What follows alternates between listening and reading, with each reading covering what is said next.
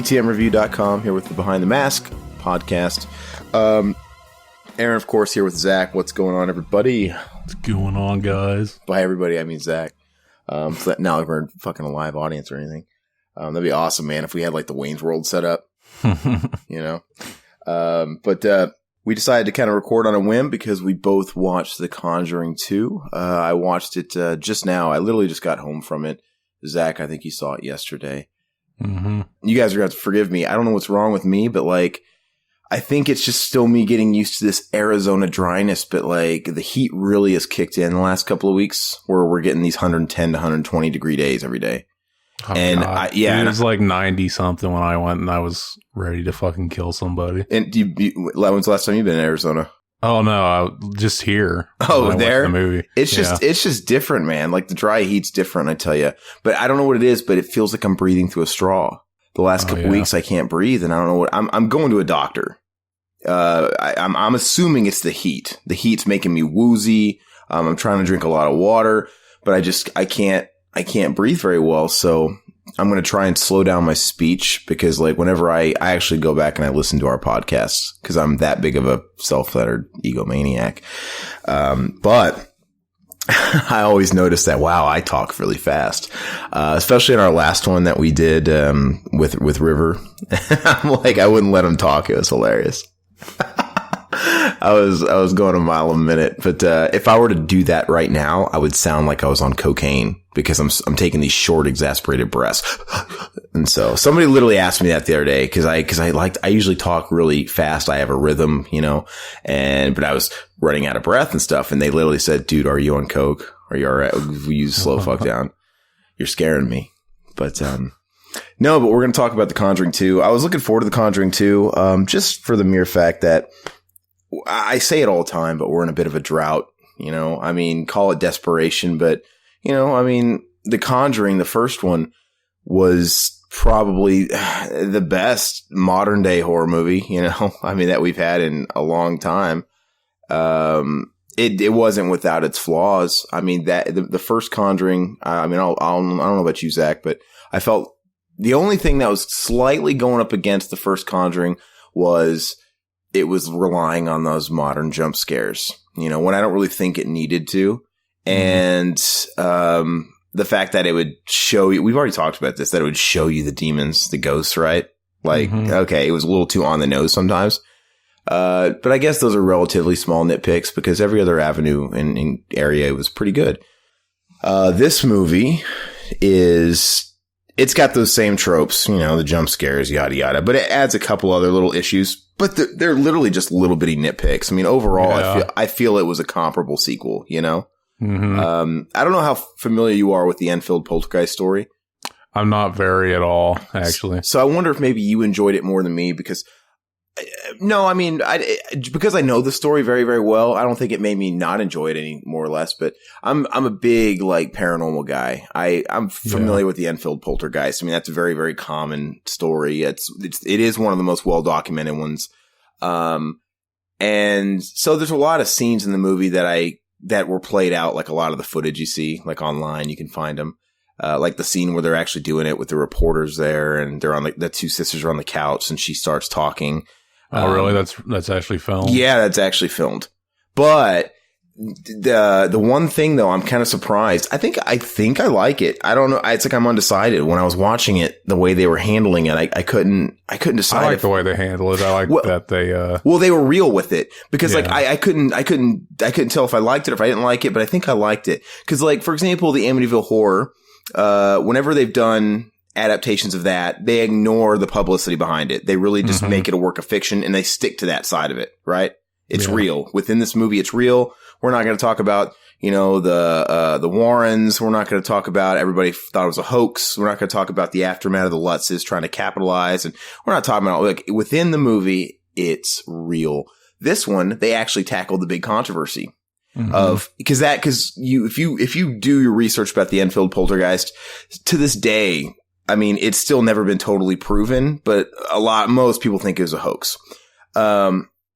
Because, and believe me, this movie, they did. That's all I really knew about it was that a lot of people thought it was a hoax. This movie did embellish quite a bit. obviously, took advantage of the format of it being a movie, a work of fiction. But they touched upon the main ones. So like the scene I told you about where they're interviewing the two girls on the couch. And if, also the examining the pictures, it looks like she's jumping off the bed. Yeah. That's really famous, because it clearly looks like she could be jumping off the bed. Yeah, see, I saw that picture, and like I remember people posting that, like, how could you still think this is real when this picture exists? And I was like, I don't know what's happening in that picture. Is she supposed to be levitating? If that was the story, then yeah. No, it's supposed to be like she's getting pulled out of bed. Oh, yeah. We'll see that, like, you can't really... It could be either way. Yeah. It's like if you were getting yanked out of bed, she very well might be in that position. If she was jumping in midair, it very well be that position as well. Yeah. It's just not hard evidence.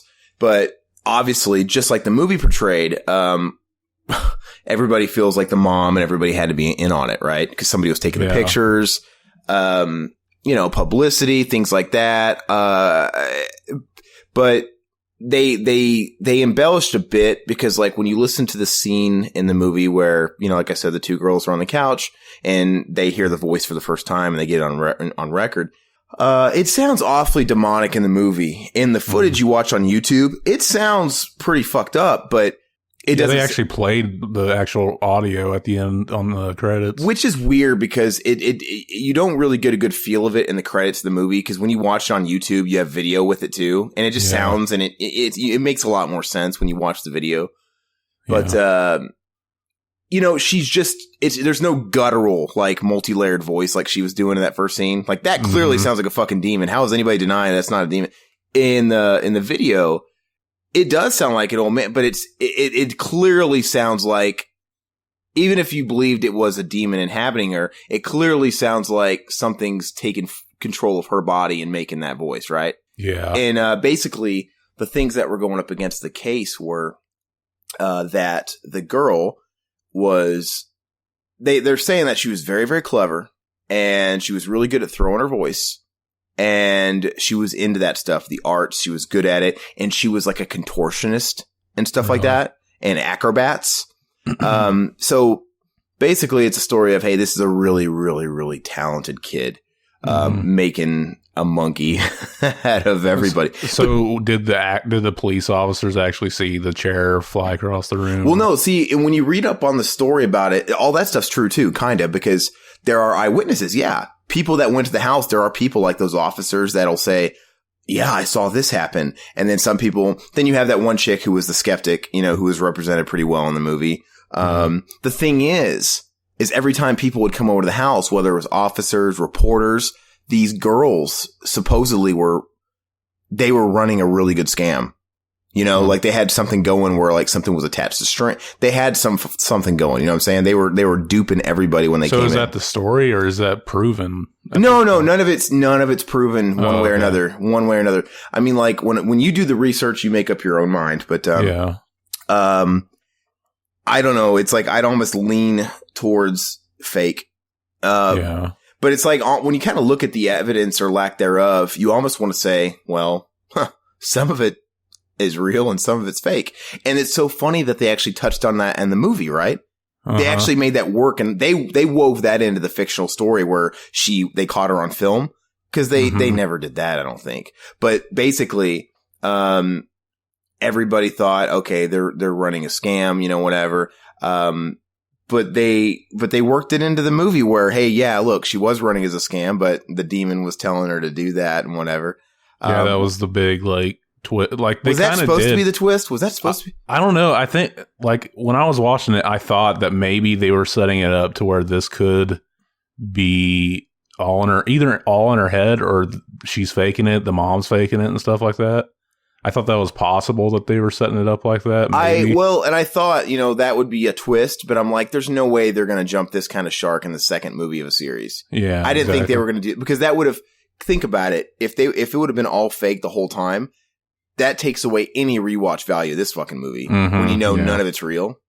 But then again, they kind of allude the whole time that they kind of let the audience be in on it, that it's real. They just don't let the Warrens in on it, right? Yeah. Because every time he's turned around, we see her head kind of morph, even though it's blurred, right? We see the fucking thing. Yeah. So I think we were kind of in on it the whole time. That was a cool shot too, I thought. That was really neat. How it was very subtle.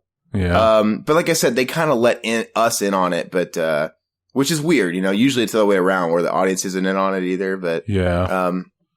I never once doubted. I knew they were kind of going that route, but no, in the real story though, the Warrens didn't stay there. That's total fucking fantasy. They left. No, the Warrens left. I mean, I don't even remember. Don't quote me on this, but I think maybe they were the ones that, I don't know if they thought it was fake, but maybe it was more like in the movie where they didn't have any evidence to prove to the church for exorcisms and stuff, right? They didn't have any evidence. This is like the thing, even if it wasn't really happening, like it's possible that the girl thought it was happening and just convinced herself. Like there's cases of that happening. Well, and this is where, like I told you how they wove it into the story where she was doing it herself, but then they wove it into, but the demon told me to do it. Or they even kind of mentioned where when they were running out, I'm sorry, we got to go. We can't, it's like, it's just one time. That means a lot. Like they're not going to fucking believe anything now. Basically they were kind of saying, well, this was fake, but the rest of it's real. That's part of the real story too. Because they could have been setting it up too. Like she's been faking it for a while to try to get him to leave. Even like in the picture where it looked like she jumped. Oh yeah. And I think that's clever writing, but at the same time, yeah, I mean, if these demonic spirits are so intelligent and they can fling shit across rooms and levitate people, then why can't they like fool us and do shit like that? Why is it so beyond the realm that they could trick people into, manipulating that, hey, this person's making it up, Yeah. I mean, you think it's like when you watch Ghost Adventures and like Zach Bagans. There was an episode that took place like close to where I live. I forget what it's called. It's like an insane asylum or something. Most likely. An abandoned one. There's the Villisca House, Iowa. That was kind of near kind of close to both of us. But, it's like when they go into those lockdowns on those shows, we always assume these fucking things are stupid. And he's all like, what? He'll talk to the camera. And he'll talk to like Aaron, the other guy, and be like, watch, we're going to try and make him mad. Do you like it when I do this? I'm like, you don't think he can fucking hear you talking to the camera? Like he's a dumb shit? Like you don't think he's like he could be right next to you for fuck's sake? Like, what, you think I can't fucking hear him when he turns his head and looks at the camera? Mm-hmm. It's just, I never understood that. But yeah, like I said, on the other end, like, why could they not manipulate? If we're going to suspend, disbelief and assume that they can do all this other crazy stuff, why can't they be manipulative and kind of swerve it to where it looks like somebody's guilty of making something up? I don't know. But basically, that's part of the real story where the girls kind of got caught in a lie a little bit. And then, there was times where they would say things and take it back. Well, some of it now there's been a recent interview. When I say recent, I don't know how recent, but they're older. They got interviewed when they were grown up. And, they admit now, I think their story is now they're grown ass women now. Their story now is that, well, we made up some of it, but some of it was very real. Yeah. See, I thought that was possible. Now, maybe stuff was happening and they wanted to convince people that they were telling the truth. So they kind of, well, and I'm wondering what the psychology behind that is. I guess that's one angle. Like, you know what? It's one of those things. Paranormal Activity is never as lavish as it is in the movies, is it? It's never, right? Yeah. And it's first of all, like I said, ghosts, are we supposed to assume that they're stupid? Why? It's totally believable that, the shit that happens to you when you're at home, when you bring over the cavalry, that they're going to be quiet. Mm-hmm. Like, why would they sit there and expose themselves when a bunch of people come over with record? I think that's why we've never had super hardcore like video evidence of stuff. We get little tastes of stuff, but it's always somewhat compromised. Cause you'd think by now we would have full motion video of something like in your face evidence. Yeah. So I'm assuming it's even possible to fucking capture anything like that. There's some videos like the closest that we've ever gotten. I think the closest that we've ever gotten is I think should be good enough, but like, there's that in Chicago. I mean, you're an Illinois guy. There's that cemetery in Chicago, that famous picture of the ghost sitting on the gravestone. I'm not sure if I ever saw that. It's like the most famous paranormal photograph ever. And it's a shot of a ghost sitting on a fucking gravestone. And, it's pretty hardcore, but, and there's like video footage of, it's like an old battlefield. And this is like stuff that was taken on like an old JVC 1991 Handycam. They didn't doctor this shit. Yeah. And then like the family's like looking, and all of a sudden the mom who's videotaping the family sees like somebody walking in the woods. And all of a sudden they're just like looking at it, they're all in disbelief. Like, they're like, can't be. And you fucking see it clear as day. These apparitions, these soldiers walking through the woods one after one. And, like, I don't know. But, another thing, if things like that weren't smart, why don't you don't see stuff in the day hardly, right? It's always at night. Mm-hmm. There's gotta be something to that. I've lived in haunted houses. They don't do shit during the day. But at night, that's when you hear stuff moving around. Come on. And I think in the situations where I have seen like some like quote unquote evidence during the day is in places that are very secluded, like the ghost sitting on the gravestone. It was in the middle of the day, but this cemetery is hidden like through like 2 miles of brush. It's not an active cemetery anymore. Like it's all locked down. A lot of kids climb a fence and they walk through the woods to go drink and have sex there. It's, it's kind of condemned now, but, there's nobody supposed to be there. So it's kind of the same principle. But, oh man, there's another, it's in the same area. I'm really rusty on the story, but there's a story of, the disappearing farmhouse. Hmm. There's an old farmhouse that used to be there, and people claim when they go there, they see this fucking farmhouse. And then they'll start going to the farmhouse, and, it's one of those things where they, when they get there, it's gone. Or they turn their head and they look back and it's gone. Hmm. This farmhouse that just appears and reappears. But anyway, so this movie took some liberties, but I think it's kind of cool. They kind of touched on even the real life things and, sprinkled a little fantasy in there. I mean, I'm glad they didn't go the route of, because the Warrens left. And I do believe they ended up getting an exorcism from the church, but the Warrens didn't do that. They didn't stick around. I mean, they've just become like the puppets of this franchise, right? I mean, which by the way, I think it was cool how they kind of did it with the Annabelle doll, like the brief, opening story. They did it with the Amityville. Yeah, and Amityville. And it's kind of cool. We kind of got a little brush over the Amityville, but, we've already seen. There was rumors for a while that it was going to be about the Amityville case. It's been done to death, So I think it's kind of cool because it's like I think it's smart. I think they're just going to do this if they make another one because this one obviously did really well the opening weekend, so they probably will because these movies don't cost anything to make. I don't think, but it's getting really good reviews too. Yeah. Well, it pulled just about like a smidge under what this. It's pulling basically the same with there was no decline. When I walked out, and I was kind of surprised that the movie was over 2 hours long. It's 2 hours and 15 minutes. It's crazy, man. I didn't know that going in. It didn't really feel like it was that long. It felt like it to me. Oh, it did. Yeah.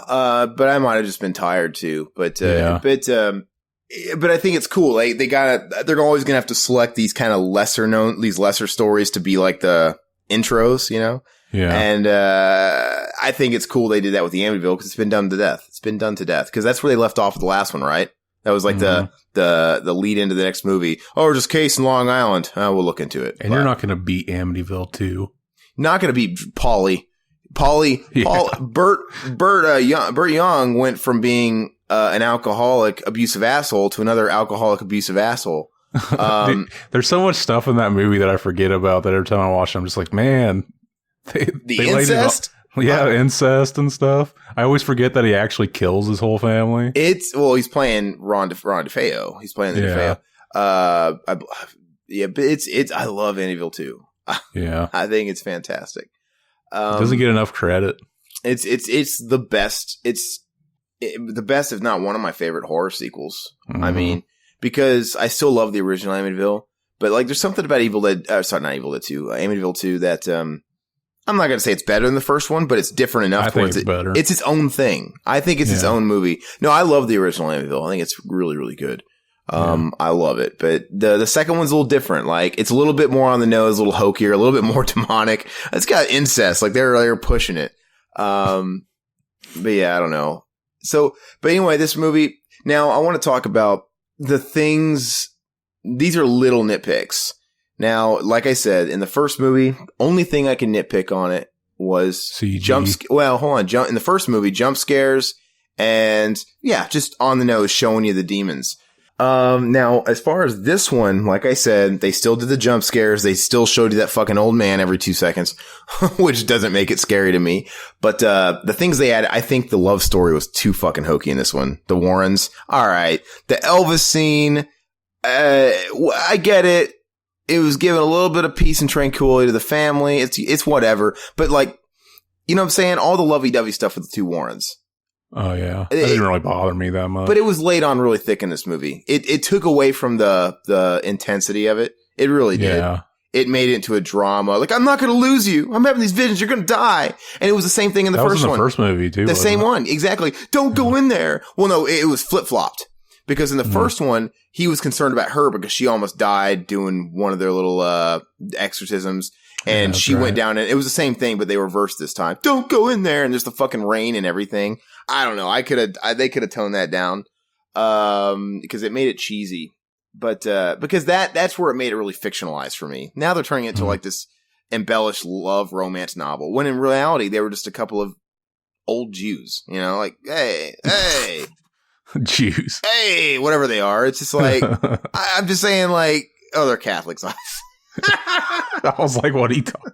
But like, I'm just saying they were a couple of old conservative, middle-aged conservative people just doing their Catholic business, right? Yeah. I mean, like, you really think it was that big a drama going on? No. You really think they had? I'm sure they probably loved each other. But she wasn't as hot as she is in the movie. No, but I'm saying you really think they had?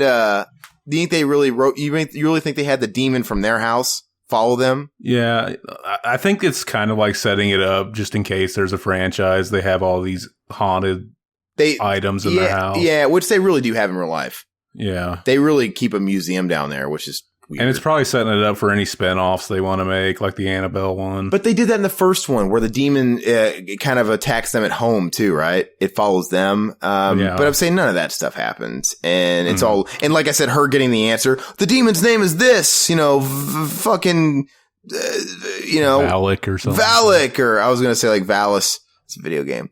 I remember noticing that, like, they're in the car and they just guessed that knowing his name would give him power. I'd be like, how the fuck would you just guess that? It's a lot like the scene in Freddy vs. Jason, where they're all sitting around a table and they're like, hey, maybe Freddy is using Jason to make everybody scared again. Like, how would you guess that? Yeah, it's so... I get you have to figure that out. It's a means to an end to get the script to tie together. Yeah. But yeah, it's the same thing where she's like, when she was thinking about the name, like, she told me, that whole scene, the scene was cool, but like, were we supposed to realize that she was writing down initials in a Bible? I didn't really remember that when she had the epiphany. She kind of just woke up from a vision, and it looked like the Bible was just all ripped up. And I got a question. Why, if that's what happened, why would the demon tell her why would the demon tell her what her fucking name was, if that was like the source of destroying her? Because clearly they have to tell you their name if you ask.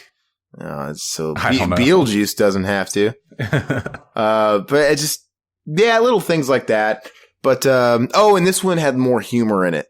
The first one didn't really have, I mean, I think there was, I'm not going to say there was absolutely none, but I can't, nothing really sticks out that I can remember. This one, you had like the fucking camera on his shoulder. It's so light and small. See, dude, if I didn't have such a chatty fucking like, young audience, I would have never got that was supposed to be a joke. That would have went right over my head. Like, oh, he's picking up a big camera and he's putting it on his shoulder. Like, oh, it's so light. I would have been like, what was the point of that? But I hear a bunch of young kids laughing, and I'm like, oh, they're making a joke about how cameras are small. Well, I mean, the whole little micro scene there was pointless unless it was a joke, right? What's the point of showing that little scene of him getting the camera and his shoulder weighing down from it, and him going, he almost kind of does it tongue in cheek, like he's trying to break the fourth wall, right? He's like, it's so light and small. Scene's over. That was a deliberate pandering joke to the modern audience. I thought that was stupid, because the thing is, you watch the original Amityville Horror, they're not making any jokes that are relevant to the times. It's serious. Mm-hmm. I'm not saying I didn't mind the humor. I don't think the humor hurt it at all. Yeah, at least it wasn't in serious scenes. No, it was, and it was also the, it was that edited humor, like, where the cops see the chair and all of a sudden, quick cut, they're racing out of the house. Yeah. It's the way it's edited in those jokes. I'm a fan of those. I don't think it hurt this movie, but it'd be hard to, they never did that stuff back in the old days though. Like that didn't exist. They didn't do that with The Exorcist. They never did that with, movies like that, right? There was no comic relief, but, I'm not against it. I just noticed that it was. Yeah, it used to bug me a lot, but I got used to. I warmed up to it, like when I started. No, I think it's kind of cool in certain places. Like, I didn't mind like the ones that are kind of edited that way. Like I said, all of a sudden they're running out of the house. It's kind of funny, things like that. But and there's a couple more examples. I just can't think of it. I can't think of it. I'd almost even say the teacher taking a drag of a cigarette was kind of an attempt at one.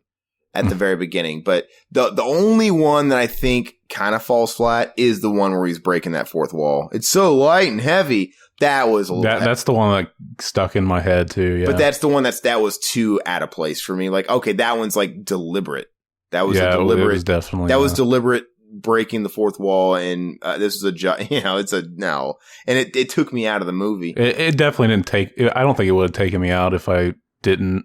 Because I didn't even realize it was supposed to be a joke. I don't know if I like going to the movies anymore or not. I get so annoyed going to the movies because did you have a really chatty audience like I did? It wasn't a super packed crowd, but the people that were in there were smacking on their popcorn wrappers all the time. Dude, there was this like family like sitting like all the way on the other side of the theater, and like before the movie starting, the dude's talking to his daughter and wife and stuff, and.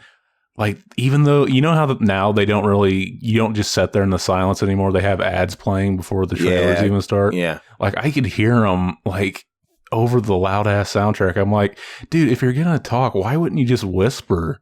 Like, why am I hearing you all the way over here? See, like we had people talking too. And the thing is this is a really, really big theater room. Really big. And, there was maybe... There might have been 20 people there, and that's probably being generous, but it was a really big auditorium, right? So when I go there, there's people, they're all scattered around as they should, and basically the middle section's pretty open. So I get a seat that's pretty much in the middle, pretty center. I'm like, all right, I'm happy with this. No one's around, and I'm thinking, wow, if anybody comes in, surely they're going to, there's always sections where there's absolutely nobody in there. Everybody in the right. These fucking like 4 teenagers come in and they sit 2 chairs to the right of me. And I'm looking around. I'm like, God, really? Guys, I almost got up and moved, but it's like, there's like look at all this. And so the whole movie I'm listening to them doing their shit. But that, whatever, you can't hardly, I get it. People can't really help that. But the thing that bugs me is this couple. They brought their toddler and their baby. Oh, that's the worst, dude. Dude, they brought a toddler and a baby. Yeah. The baby, thank God the baby wasn't crying, but it was making noises throughout the whole movie. And the toddler was constantly going, da-da, da-da, da-da-da. Like, why would you take kids that young to see a scary movie? They weren't freaking out over it. They were just like totally and it's just like there was talking too. There was just teenagers that was having, I swear to you, they were having these giggly, they kept running in and out of the theater and they were being really loud, running down the aisle, laughing, giggling, doing their shit. And they'd come back up. I don't know if it was like these like 13, 14-year-old girls that kept having to go to the bathroom or what, but they were just loud as shit, man. They were distracting as all get out when they would get up. Man, it's stupid. Yeah, like the worst freaking like audience I've had in recent memory was whenever I saw Evil Dead the remake. Like there was like a bunch of like frat boys and like sitting in front of me, and every time, like anytime it got quiet or any tension was there, like. These kids would just pull their phones out and look at them and like type on. It's because there's the Ritalin ADD generation and they can't not.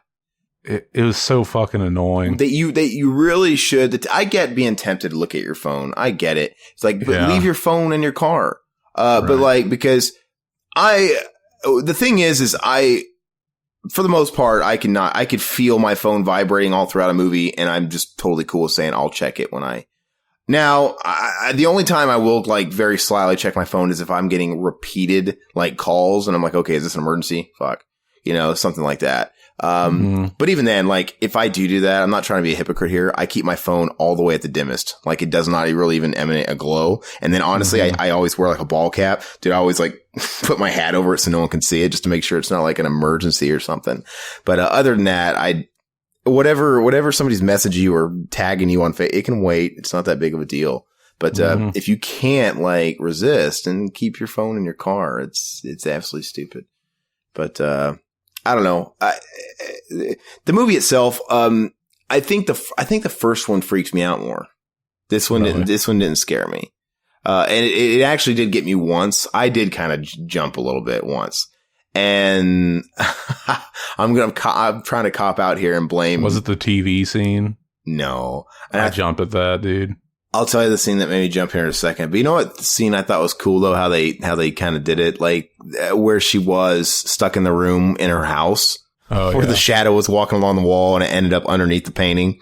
I mean, it's like it was weird because it was really cool, but I think it might have went a little too far, but it was really cool what they were doing. I think at the point where its fingers came out of the painting and it rushed at her, I thought it's like, okay, now we're kind of like fantasy movie now. It doesn't really feel like a horror movie. Cause this movie, another little small nitpick, I don't recall any CG in the first one. And if there was, it was very, very subtle. But this one, you had that fucking crooked guy, the crooked man. Yeah, that's probably the biggest nitpick. It takes you out of it. It took me out of it. Like the first time you see him, really, but the second time I thought was like when you see just his face close up, I thought that was kind of cool. But like when he's walking around doing stuff, because it looks very so obviously CG. It looks so fake. It took me out. I don't know why they thought that was a good idea. The only reason they did it is so they can have another parallel to what they had in the first movie with that fucking music box. Yeah. They just needed something else. And so this time around, we had this little music thing with that fucking thing. I don't know.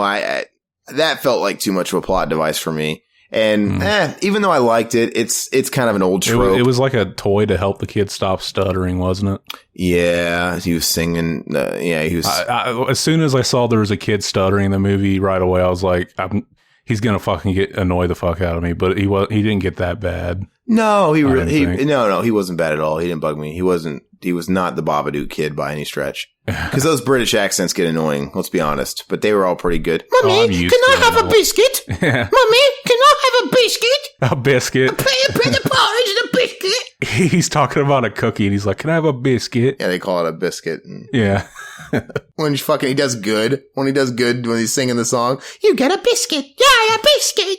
Kind of fucking innocent kid is that? That is like pure bliss. Yeah, a biscuit. I would have told my sister to fuck herself and give me a cookie. Were you surprised when all of a sudden you realized there were two brothers? The one says, we're not gonna let it push us around like Mr. Warren said. When that kid showed up, I was like, I didn't even know there was another boy in the house. Exactly. Cause they like, what other scene? They had to have shown him somewhere. Yeah. But they must just look so much alike. It was. But he had no speaking lines because you have the scene with biscuit with the sister. Yeah. he had enough scenes, right? The sisters had enough scenes, but it's like this guy had no scenes, and they had to give him something because maybe he wasn't such a good actor. And they had to. He was filler. They had because think about it. The stutter biscuit kid could have did that scene. Yeah. We're not gonna let it bully us. But the thing is, they had to give that kid something because in the real story, she had 4 kids. Oh, okay. That's basically it, you know.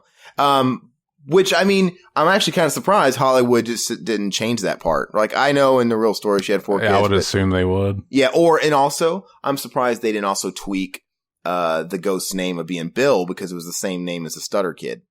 Really? Yeah, I'm surprised they didn't change that just for the sake of, because they don't ever do that in movies, right? Yeah. Everybody's name is conveniently different, unless it's an obvious plot thing, right? Yeah. But yeah, so it was very casual, it was never addressed. You know, this ghost name was Bill, but the fucking stutter kid's name was Bill. Then it was just but that was very realistic, right? I mean, Bill's a very common name. Yeah. So I'm surprised they didn't change that just for the sake of a movie and confusion. Because, because it is a little confusing, right? Yeah. Because he says, Billy. I'm like, okay, Billy's the biscuit kid. What's he going to do to Billy? Like, oh, my name is Billy. I'm like, oh, okay, there's 2 Billys. But yeah, so I mean, I think I mentioned all my little nitpicks. The CG, the relationship with the Warrens and the love story thing was a little too sappy. They went a little too far, I think. There's really only 2 scenes of it, isn't there? It's the whole time they're on screen, man. Okay. It must not have been that big of a deal to me. Yeah, it's just to me it took away from the actual story. Yeah. And then I mean the same old jump scares, the same old showing you the old man every 2 seconds. I got it. Showing you the demon. And then I don't know if it's a nitpick or not, but like I said, there was the comedy in it was a little more, all that stuff. It didn't make the movie less enjoyable, but it sure made it less scary to me. It really did. Like I forgot to tell you, I got off the beat. The part that did make me jump a little bit, and like I said, I'm going to cop out because I'm going to blame it because I was kind of zoning out, kind of like closing my eyes for a second. And I think it, just one of the timing things where I was kind of like not paying attention. But the scene where he showed up under the water. Oh yeah. So it was and the thing is, I know it was coming too. I was just caught off guard, but like, look behind you. Dude, it's impossible not to jump at this shit. It's like the equivalent of somebody sneaking up behind you, just going, ah! No, well, a lot of times that you can kind of see it coming. I always try to fucking let it scare me. Like I always try to, how sometimes like when you were a kid, you tried to like prepare for it so that you didn't jump in the theater. I always just try to make it so that I'm not expecting it, but it's impossible to. Yeah. So there was the whole thing of, oh, he's right behind you. And he looks around and he's gone. I'm like, okay, the fake out. There's got to be something. And then she looks under the water and you just see that fucking face under the water. Yeah. I don't know why, but it got me. And I fucking felt like an idiot. I felt like such an idiot. I'm like, man, I'm such an amateur. And I was hoping nobody saw it. I don't give a fuck. Because it's like, God, that did not just get me. Because it's like, I don't really think... that's not really scary. That's startling you. It's different. Yeah, it's not. It's not a scare. It's a start because it's going to happen. It's just a startle. It's that equivalent of, okay, so your brother isn't going to murder you, but if your brother's hiding in the house and he's trying to jump out and scare you and startle you, you're still apprehensive, right? It's like you're not. You don't think he's going to harm you. You just you're going to get startled. That's all it is. Yeah. And I cannot stand jump scares. They're absolute cheap. But who am I to judge? Because people eat it up. Little kids today eat it up. They eat up the jump scares. That's what they love. It's especially more fucking popular now with like people that make fucking money on YouTube playing games where there's jump scares. Yeah, and the PewDiePies and stuff like that. Yeah. I'm surprised they haven't come out with a Slender Man movie, for God's sakes. I mean, if we live in a world where they can have a Tetris movie, they can have a Slender Man movie. Oh God. Tetris. It's a separate podcast altogether. But I don't know. Just kind of thinking about ratings of this movie, I don't even know how to rate the original Conjuring, because the thing is I really like the Conjuring, but once again, I'm kind of looking at it through certain kind of goggles, right? I'm kind of like, I'm not putting it up there against my favorite movies of all time. I'm kind of like putting it in its own category of for a modern movie. For a modern movie. And for a modern movie, honestly, I would have given the first Conjuring a 9. The little nitpicks in the Conjuring, I took off a point, but that's for a modern movie. Like, if this is a movie that came out, when Alien or Amityville Horror or Exorcist, okay, then it drastically decreases by a couple points. This one, I don't know. I don't think it was. So, I mean, if I gave the original one a 9, and then I don't know, 8 or 9, I'd have to watch it again. This one's comparable. It's pretty close, but I think I think I got to give it 1 point down from whenever I gave the first one. Yeah, I'd have to watch the first one again. I can't even tell you if I liked that one better or this one better. I think it's been so long since I watched that. Oh, but so the first one was more effective. There was no jokes that I can remember.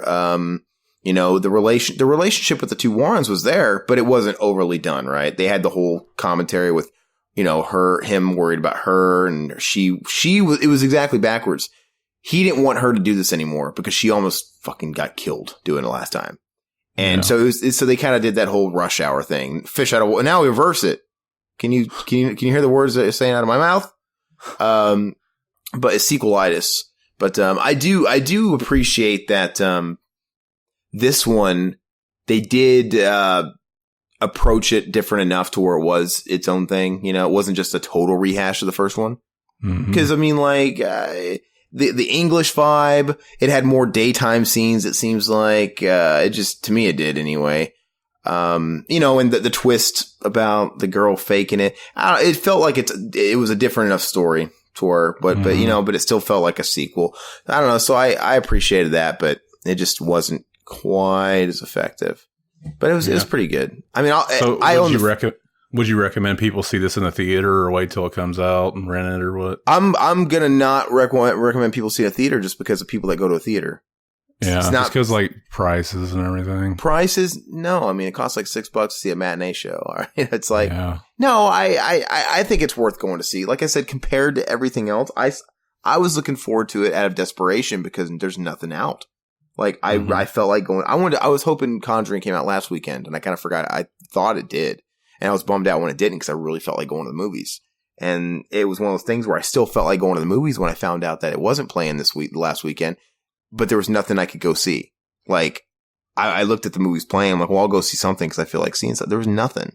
I'm like, I don't want to see any of this. So, because back in the day, you could literally just go see a movie, right? You can. Back in the day, people used to do that. Oh, let's go see that, and you walk out. That movie is shitty.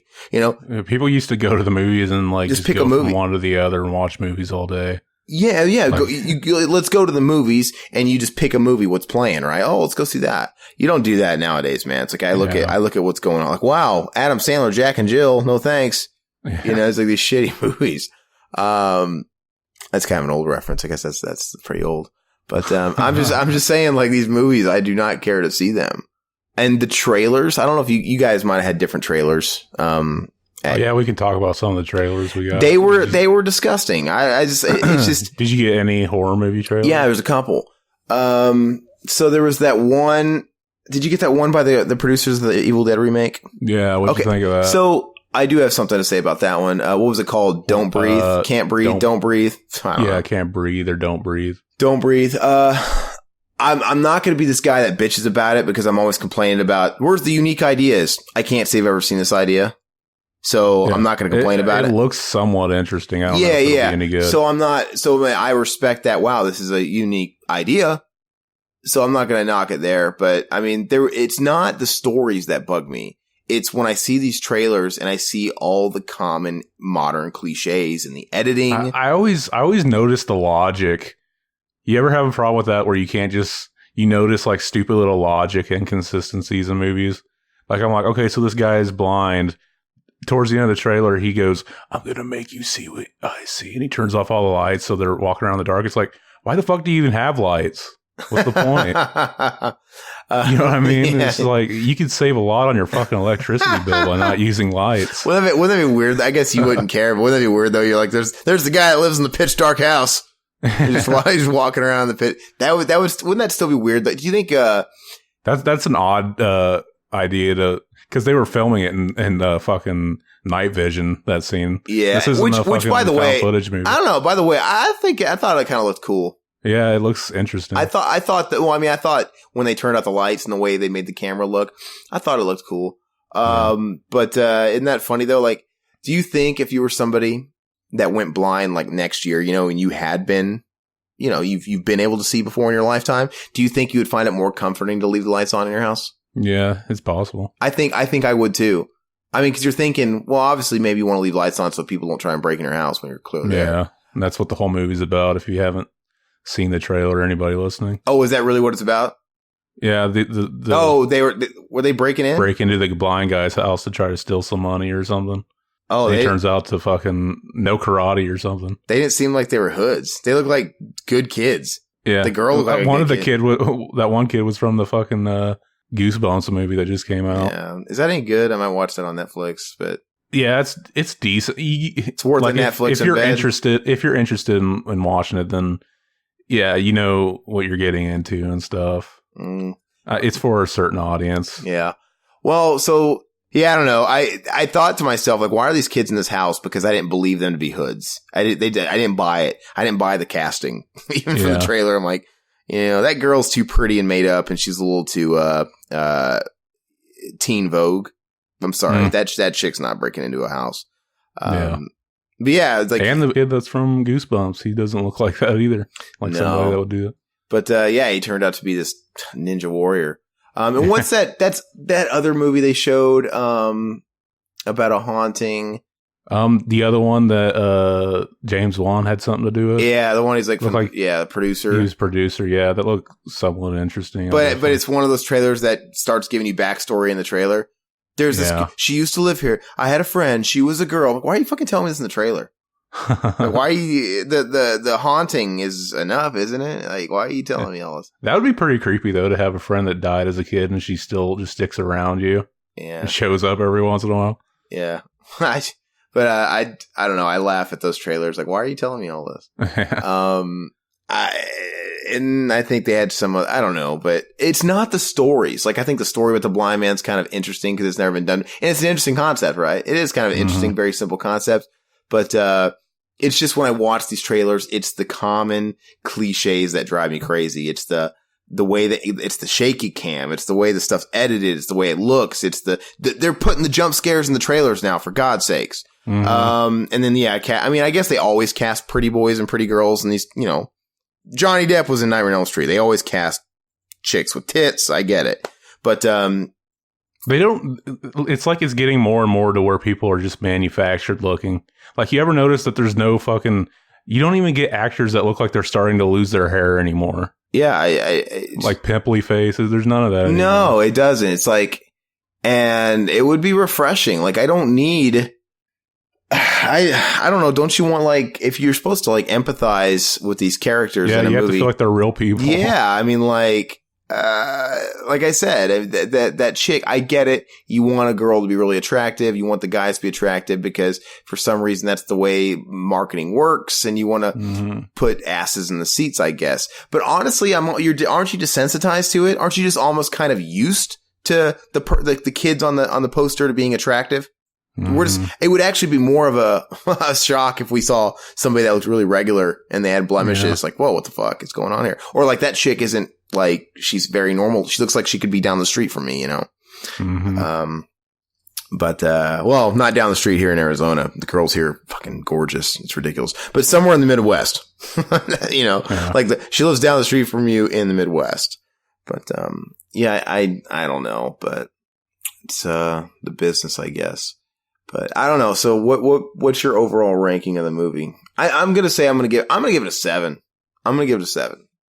Yeah, I probably would too. 6 or 7. Yeah. I'll definitely like when movies are like this, I usually just kind of judge it on whether I'd watch it again. And I don't know if I'm gonna, or if I'd buy it. The Conjuring I bought, so I mean, I'm pretty sure I'll own this one eventually.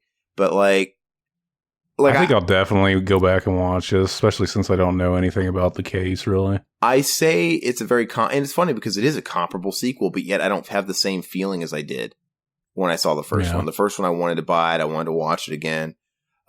This one, I don't know if I'd get anything out of it. I don't know how much I want to watch it again. I'm sure I will, but I don't know how crazy I'm going to be to go out and buy it.